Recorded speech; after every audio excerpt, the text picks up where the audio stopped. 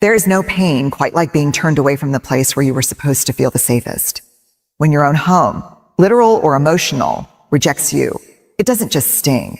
It carves deep questions into your sense of worth. What did I do wrong? Why wasn't I enough? Are you, was it me? Or was it never safe to begin with? Let me start by saying this. Rejection from your own home is not always about who you are. Sometimes it's about the fragility, dysfunction, or fear of the people around you. But when you're a child, or even an adult who longs for connection, you internalize it. You learn to shrink yourself, contort yourself, or hide the most authentic parts of who you are just to belong. But here's the truth. Rejection does not define you. It reveals the limitations of the space you are in. It exposes the emotional bandwidth, or lack thereof, of those who were supposed to care for you. And while that may be heartbreaking, it can also be liberating. Because once you see that rejection clearly, you can stop chasing love where it cannot exist. You can begin the long, brave journey of coming home to yourself. We live in a culture that prizes perfection, silence, and fitting in. But real belonging doesn't require you to be perfect. It requires you to be real. And sometimes being real threatens the people who are still hiding behind masks. That's not your fault. That's your truth shining a light. So today, I invite you to grieve that rejection, to name it, to sit with it, and then to begin building a new kind of home, one rooted in compassion, worthiness, and fierce self-respect. You may have been rejected from your home, but you were never rejected from your own heart. You are allowed to belong to yourself. There's a deep instinctive ache that forms when we are rejected, not just by acquaintances or strangers, but by the people and places we associate with love, safety, and identity. That kind of rejection burrows into our sense of self and whispers dangerous stories about not being enough. We begin to question if our voice was too loud, our needs too heavy, or our truth too inconvenient. It's an almost automatic response to assume that being turned away means we somehow failed at love or belonging. But when we slow down and look closer, we begin to see a more nuanced truth. Not all rejection is a mirror of who we are. Sometimes it's a projection of what others cannot handle. Emotional limitations, especially in family systems, often masquerade as judgment. When people don't have the capacity to deal with vulnerability, complexity, or pain, they may push us away to protect their own fragile equilibrium. Their rejection feels personal, but it is often deeply rooted in fear. Fear of what they don't understand. Fear of what they haven't faced within themselves. Fear of being pulled into emotional depths they don't have the tools to navigate. That fear isn't about us, even if it impacts us. We all have emotional ceilings, thresholds beyond which we struggle to respond with empathy, openness, or understanding. When someone reaches their emotional ceiling and can't go further, they may react with avoidance, criticism, or dismissal. For those of us who express ourselves authentically, whether through honesty, emotional transparency, or the simple act of needing care, that can feel like a personal attack. But their ceiling isn't your fault. If you were told you're a too sensitive, a too intense, or a too much, chances are you are simply brushing up against someone else's boundary for what they can emotionally manage. And instead of saying, I can't hold this, they say, you're wrong for needing this. This dynamic is especially painful in environments that are supposed to be nurturing. Homes, families, long-term relationships, because the rejection feels like a betrayal of something sacred. But instead of absorbing the belief that you are the problem, you must understand the emotional infrastructure they are working with. You may have been a mirror to emotions they never allowed themselves to feel. You may have stirred something raw they didn't know how to hold. And so they closed the door, not because you were wrong, but because you were overwhelmed, because they were overwhelmed. One of the hardest lessons is that not everyone has the capacity to meet you where you are. Some people can't sit with grief without trying to fix it. Some can't handle confrontation without escalating it. Some can't tolerate vulnerability because they were taught it's dangerous. These emotional gaps, this lack of capacity, is not a matter of love. It's a matter of tools. People can love you with all they have and still not have enough to offer you the safety and acceptance you need. And when you're on the receiving end of that gap, it's confusing. It makes you question whether love is supposed to feel conditional. You may have received silence when you needed words. You may have been met with distance when you reached for closeness. That contradiction feels like rejection, and in many ways it is. But it's rejection built on someone else's limitations, not on your lack of worthiness. To navigate this without internalizing it, you must separate your identity from their reaction. Your emotions, your needs, your truths are not wrong because someone couldn't honor them. You are simply asking for connection in a language they never learned to speak. When we internalize rejection, we inherit shame. We begin to believe we are defective, broken, or unlovable. But the reality is, rejection often exposes the breaking points in someone else's emotional resilience, not ours. Understanding this requires deep self-compassion and emotional clarity. It invites us to examine the pain through a lens that doesn't lead back to self-blame.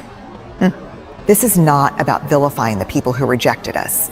They may be carrying their own wounds, their own unspoken traumas, their own patterns of survival. But we cannot continue making ourselves smaller to fit inside spaces that were never built to hold us. Emotional limitations are not always chosen. They're often inherited. But recognizing them allows us to stop contorting ourselves in hopes of earning a love that's contingent on our silence. The freedom begins when we acknowledge that rejection may not be proof of our inadequacy.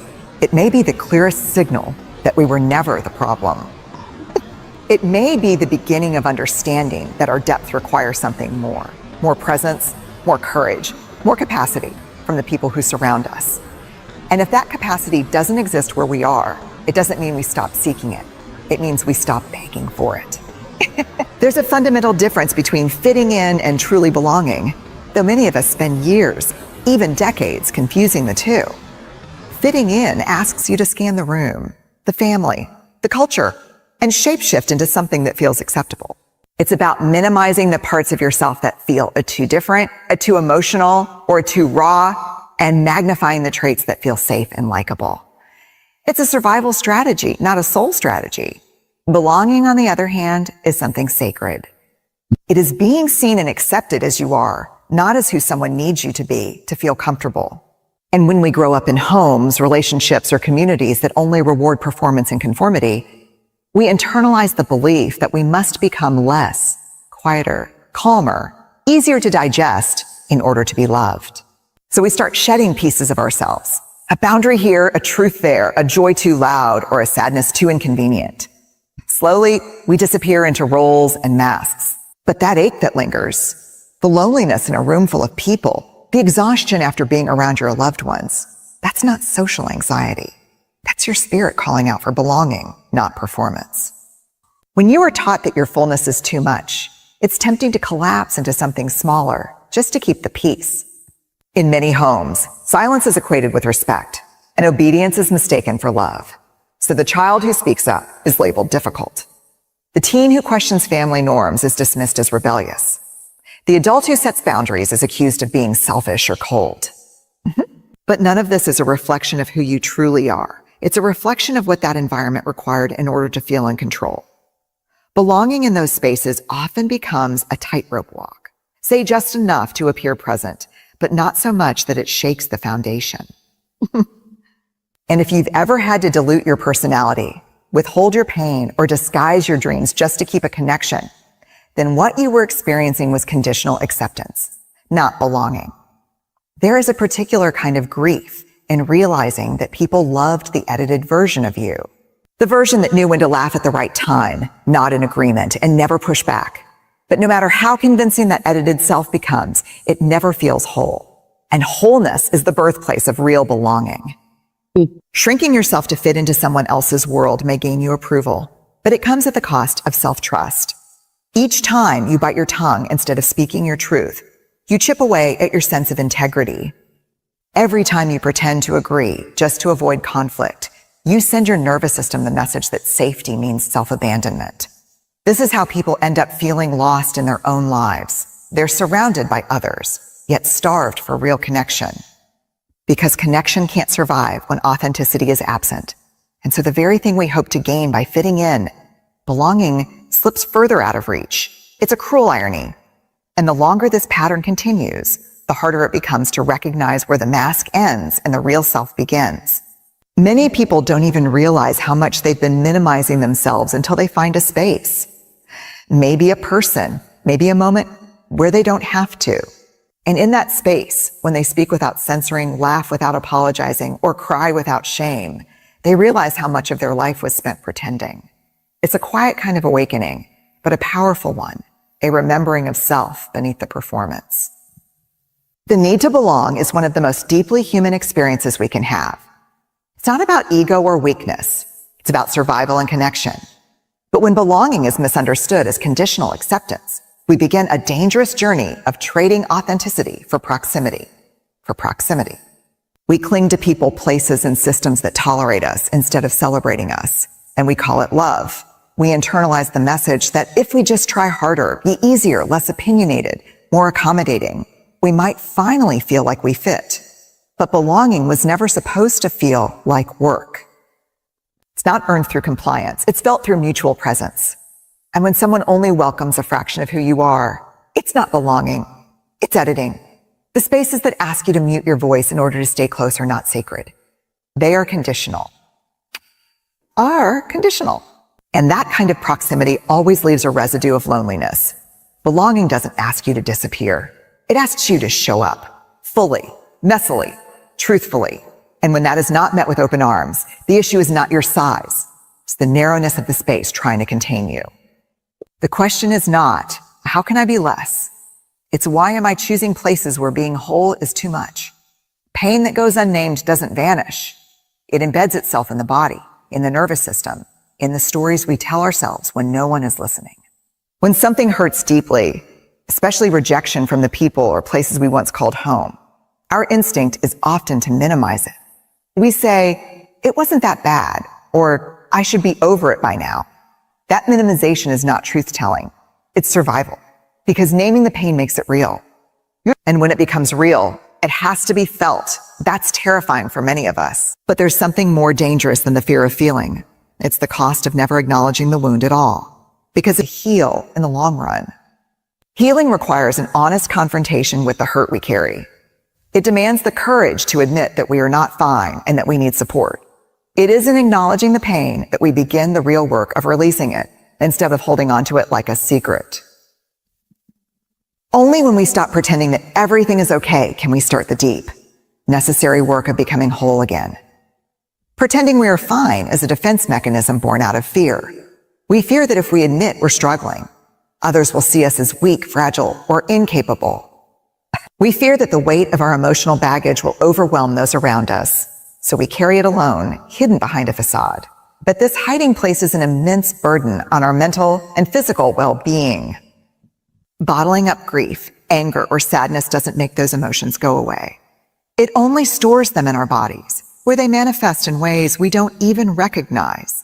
The tightness in our chest, the constant fatigue, the sudden outbursts of frustration, these are often signs that we've been carrying too much, pretending for too long. The body has a way of speaking when we refuse to listen, and when we ignore the signals, we move further away from true healing. To stop pretending, we must be willing to take off the armor and allow ourselves to be seen, raw and vulnerable. This doesn't mean we throw ourselves into chaos, but rather we acknowledge our pain in safe spaces. We allow ourselves to rest, to break down, to cry. True healing begins when we choose honesty over perfection, when we choose authenticity over the need for approval. Healing cannot happen without vulnerability. And vulnerability requires the strength to be honest with ourselves about where we are and what we feel. So often, we look at our pain and tell ourselves that it's not big enough to warrant attention. We convince ourselves that others have it worse, that our struggles are just part of life, and that we should be able to get over it. Get over it. This self-dismissal is an act of self-protection, but it also keeps us stuck. We cannot heal what we are unwilling to face. The first step is acknowledging our struggles without minimizing them. When we stop pretending, we stop downplaying the impact of our experiences. It's not about creating a narrative of suffering or remaining trapped in the victim mindset. It's about giving ourselves permission to feel without judgment. The process of healing is messy, and it can be uncomfortable. It's often tempting to rush through it or avoid it altogether. But the discomfort is where the growth happens. When we stop pretending to be fine, we allow ourselves the space to feel, to process, and to ultimately release the weight we've been carrying. This is where transformation begins, when we open the door to our pain and allow ourselves to truly heal. The journey of healing is deeply personal, and it's important to remember that it doesn't follow a linear path. We might think that by stopping the pretense and being honest about our pain, we'll immediately feel better, but it doesn't work that way. Healing is layered, messy, and often non-linear. There are moments when we feel like we're making progress, and then there are times when we feel like we've taken steps backward. But each time we choose to acknowledge the pain and not pretend it's not there, we move closer to peace. We become more attuned to our needs, more compassionate toward ourselves, and claim our power. By choosing vulnerability, we embrace the opportunity to grow, to learn, and to connect on a deeper level. It is through this openness that we begin to step into the fullness of who we are, acknowledging that strength is not about never falling, but about being willing to rise again each time we do. When we resist vulnerability, we inadvertently build walls around ourselves, walls that create isolation and disconnection.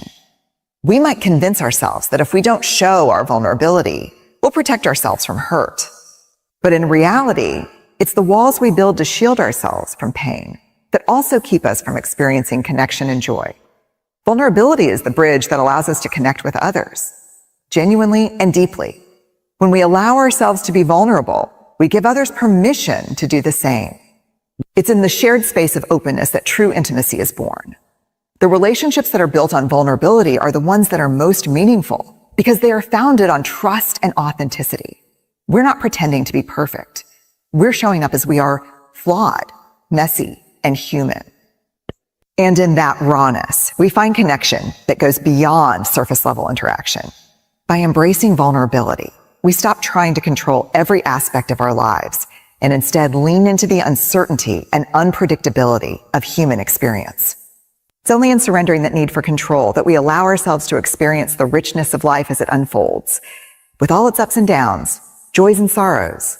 Vulnerability is not a one-time choice. It's a continuous practice, a muscle we must learn to exercise over and over again. At first, being vulnerable may feel terrifying, as though we're exposing ourselves to potential harm. But with each step we take into vulnerability, we learn that the discomfort is temporary and the rewards are profound. Each time we choose to be vulnerable, we deepen our understanding of ourselves. We discover hidden strengths, untapped courage, and a well of resilience that we may have never known existed. Vulnerability requires a level of self-trust that can only be built over time. We must trust that we are enough, even when we don't have all the answers, even when we're unsure of the outcome. And as we practice vulnerability, we begin to see that the discomfort doesn't last. It's the transformation that follows that makes it worth it. Vulnerability isn't about being fearless. It's about being fearless. It's about acknowledging our fear and choosing to move forward anyway. The more we allow ourselves to be vulnerable, the more we cultivate the strength to face whatever comes our way, knowing that we are capable of navigating even the most difficult emotions. The act of being vulnerable requires us to let go of perfectionism. Perfectionism is a defense mechanism designed to protect us from judgment, but it also keeps us locked in a cycle of self-doubt and insecurity. When we try to be perfect, we are constantly measuring ourselves against an impossible standard, and in doing so, we prevent ourselves from fully embracing who we are. Vulnerability, on the other hand, invites us to release that need for perfection and embrace imperfection. It's in our imperfections that we find our humanity, our authenticity, and our connection to others. By acknowledging our flaws and weaknesses, we open the door to deeper self-acceptance. We stop pretending to be something we're not, and instead, we allow ourselves to be seen as we truly are. And in that openness, we discover the freedom to be ourselves, without the pressure of living up to anyone's expectations. Vulnerability teaches us that we don't need to be perfect to be worthy of love, respect, or success. In fact, it's the very willingness to be imperfect that makes us more relatable, more approachable, and ultimately more powerful. The strength in vulnerability lies not in hiding our flaws, but in embracing them as part of our unique, beautiful selves.